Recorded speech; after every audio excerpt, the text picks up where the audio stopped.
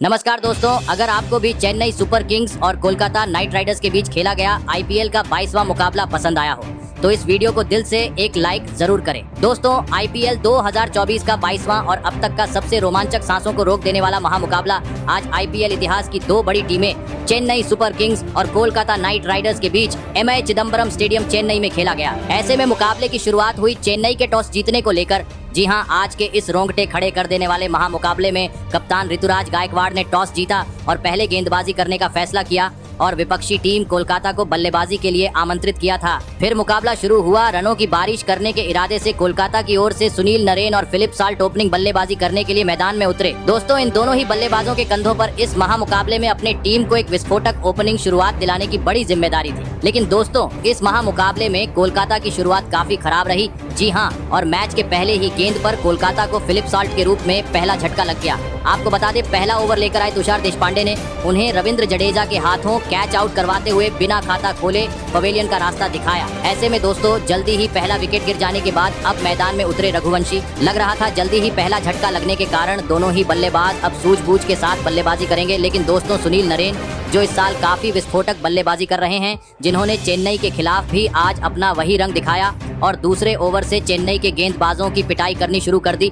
और मैदान में चौके छक्के जड़ते हुए महज 4 ओवर में ही टीम को 50 रन के पार पहुंचा दिया। दोस्तों, दूसरी छोर से रघुवंशी का बल्ला भी पावर प्ले में आज खूब बोल रहा था, जिस कारण धुआंधार शुरुआत मिलने के चलते पावर प्ले के 6 ओवर में कोलकाता ने आज 55 रन स्कोर बोर्ड पर लगा दिए थे। दोस्तों, पावर प्ले में आज एक बार फिर कोलकाता को एक ताबड़तोड़ शुरुआत मिल चुकी थी। ऐसे में जरूरत थी मैदान में खड़े दोनों ही बल्लेबाजों को इसी रन गति से स्कोर को आगे बढ़ाने की।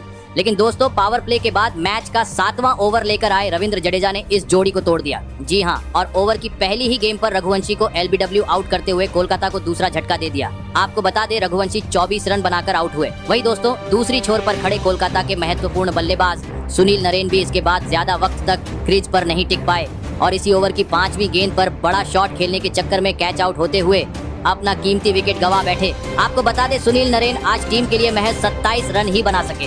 ऐसे में दोस्तों, एक के बाद एक बड़े झटके लग जाने के बाद अब मैदान में उतरे कप्तान श्रेयस अय्यर और वेंकटेश अय्यर। लेकिन दोस्तों, रविंद्र जडेजा का तूफान रुकने का नाम ही नहीं ले रहा था। जी हाँ, क्योंकि एक ओवर बाद रविंद्र जडेजा ने एक बार फिर अपना जादू बिखेर दिया और इस बार उनके शिकार बने वेंकटेश अय्यर, जिन्हें जडेजा ने डैरेल मिचेल के हाथों कैच आउट करवाते हुए महज 3 रन पर पवेलियन का रास्ता दिखाया। दोस्तों, हर मैच में गेंदबाजों पर ढाबा बोलने वाली कोलकाता की टीम का बल्लेबाजी क्रम आज चेन्नई के तूफानी गेंदबाजों के सामने धराशायी हो चुका था, क्योंकि 4 प्रमुख बल्लेबाज अब पेवेलियन लौट चुके थे। ऐसे में अब कप्तान श्रेयस अय्यर का साथ देने के लिए मैदान में उतरे रमनदीप सिंह। लेकिन दोस्तों, विकेट गिरने के चलते अब कोलकाता का स्कोर बोर्ड काफी धीमा हो चुका था। दोनों ही बल्लेबाज बड़ा शॉट खेलने का प्रयास तो कर रहे थे, लेकिन बेहतरीन गेंदबाजी के चलते वह उसमें सफल नहीं हो पा रहे थे, जिस कारण दबाव बढ़ता जा रहा था। और इसी दबाव का फायदा उठाया मैच का 12वां ओवर लेकर आए महीश थीक्षाना ने, जिन्होंने ओवर की 5वीं गेंद पर रमनदीप सिंह को सीधा क्लीन बोल्ड करते हुए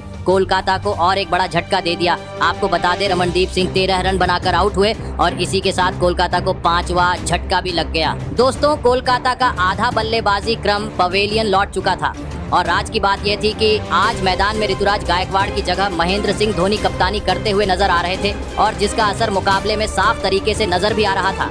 जी हाँ, क्योंकि 5 विकेट गिर जाने के चलते कोलकाता अब पूरी तरीके से दबाव में आ चुकी थी। ऐसे में अब अंतिम 4 ओवर का खेल बाकी था। श्रेयस अय्यर का साथ देने के लिए मैदान में उतर चुके थे रिंकू सिंह। जरूरत थी बड़े शॉट खेलने की, लेकिन दोस्तों, 16वें ओवर में रन तो आए नहीं, लेकिन रिंकू सिंह के रूप में कोलकाता को एक और बड़ा झटका जरूर लग गया। आपको बता दें, रिंकू सिंह आज 14 गेंद में 9 रन की काफी खराब पारी खेल आउट हुए। दोस्तों, कोलकाता की स्थिति बद से बदतर होती जा रही थी। ऐसे में अब मैदान में उतरे सबके चहेते विस्फोटक बल्लेबाज आंद्रे रसेल। यहाँ से कोलकाता को अगर चेन्नई के सामने सम्मानजनक लक्ष्य खड़ा करना था तो आंद्रे रसेल को एक चमत्कारिक पारी खेलने की जरूरत थी। लेकिन चेन्नई के मैदान में आंद्रे रसेल का बल्ला भी आज हल्ला मचाने में पूरी तरह नाकामयाब रहा। जी हाँ, भले ही उन्होंने 2 चौके जड़े, लेकिन वह टीम के लिए बड़ी पारी नहीं खेल पाए और मात्र 10 रन बनाकर पवेलियन लौट गए। वही दोस्तों, अंतिम ओवर में कोलकाता को कप्तान श्रेयस अय्यर और मिचेल स्टार्क के रूप में और 2 बड़े झटकों का सामना करना पड़ा। जिस कारण 20 ओवर का खेल खत्म होने तक कोलकाता यह महामुकाबला जीतने के लिए चेन्नई के सामने महज 138 रनों का ही लक्ष्य खड़ा करने में सफल हो पाई। ऐसे में दोस्तों इसके बाद कोलकाता से मिले हुए 138 रनों के लक्ष्य का पीछा करने चेन्नई की ओर से कप्तान ऋतुराज गायकवाड़ के साथ रचित रविंद्र ओपनिंग बल्लेबाजी करने के लिए मैदान में उतरे। दोस्तों कोलकाता ने दिया हुआ लक्ष्य भले ही छोटा था, लेकिन दोनों ही बल्लेबाजों पर ताबड़तोड़ शुरुआत दिलाने की बड़ी जिम्मेदारी थी। लेकिन दोस्तों इस महामुकाबले में चेन्नई की शुरुआत काफी खराब रही। जी हां, भले ही मैच के तीसरे ओवर में रचित रविंद्र के बल्ले से 3 करारे चौके देखने को मिले, परंतु अगले ही ओवर में वह अपना धैर्य खो बैठे और गेंद को सीमा रेखा के पार पहुंचाने के चक्कर में वेंकटेश अय्यर के हाथों कैच आउट होते हुए अपना विकेट गवा बैठे। आपको बता दें रचित रविंद्र 15 रन बनाकर आउट हुए। ऐसे में जल्दी ही पहला विकेट गिर जाने के बाद ऋतुराज का साथ देने मैदान में उतरे डैरेल मिचेल। फिर यहां से दोनों ही बल्लेबाजों ने कोलकाता के गेंदबाजों का काफी बेहतरीन तरीके से सामना किया और चेन्नई का स्कोरबोर्ड आगे बढ़ना शुरू कर दिया। दोस्तों दोनों ही बल्लेबाज बेहतरीन लय में नजर आ रहे थे, जिस कारण कभी ऋतुराज तो कभी डैरेल मिचेल से पावर प्ले में तेज तर्रार चौके भी देखने को मिले और इसी के चलते 6 ओवर का खेल खत्म होने तक चेन्नई ने आज 52 रन स्कोर बोर्ड पर लगा दिए थे। दोस्तों पावर प्ले में आज चेन्नई को एक बेहतरीन शुरुआत मिल चुकी थी, लक्ष्य भी छोटा था। ऐसे में जरूरत थी दोनों ही बल्लेबाज इसी रन गति से टीम का स्कोर आगे बढ़ाएं और टीम को एक आसान से जीत दिला दे, और दोस्तों ऐसा ही देखने को मिला। जी हां, पावर प्ले के बाद भी इन दोनों ही बल्लेबाजों ने अपनी जिम्मेदारी को बखूबी निभाया और कोलकाता के गेंदबाजों का शानदार तरीके से सामना करते हुए रन गति को आगे बढ़ाना जारी रखा। दोस्तों परिस्थितियों को देखते हुए मुकाबला पूरी तरीके से चेन्नई के हित में आ चुका था, क्योंकि लक्ष्य को देखते हुए दोनों ही बल्लेबाज काफी सूझबूझ के साथ बल्लेबाजी कर रहे थे और इसी बीच कप्तान ऋतुराज गायकवाड़ ने कोलकाता के खिलाफ इस महामुकाबले में इस सीजन का अपना पहला 50 जड़ दिया।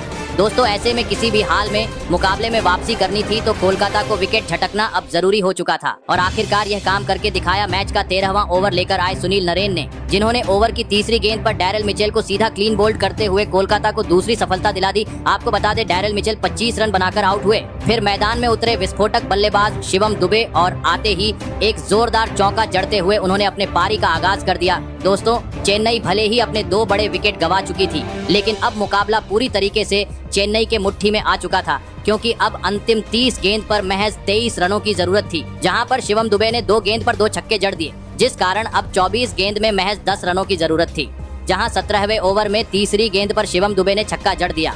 लेकिन दोस्तों अगली गेंद पर दुबे क्लीन बोल्ड होते हुए अपना विकेट गवा बैठे। ऐसे में अब 3 रनों की जरूरत थी। मैदान में उतरे सबके चहेते महेंद्र सिंह धोनी, जिनसे उम्मीद थी कि वह एक आसमानी छक्का जड़ते हुए इस मुकाबले को खत्म करें, लेकिन दोस्तों इससे पहले ही ऋतुराज गायकवाड़ ने एक बेहतरीन शॉट जड़ते हुए इस महामुकाबले में चेन्नई को 7 विकेट से एक धमाकेदार जीत दिला दी और एक बार फिर साबित कर दिया कि चेन्नई में आकर चेन्नई को हराना मुश्किल ही नहीं नामुमकिन है।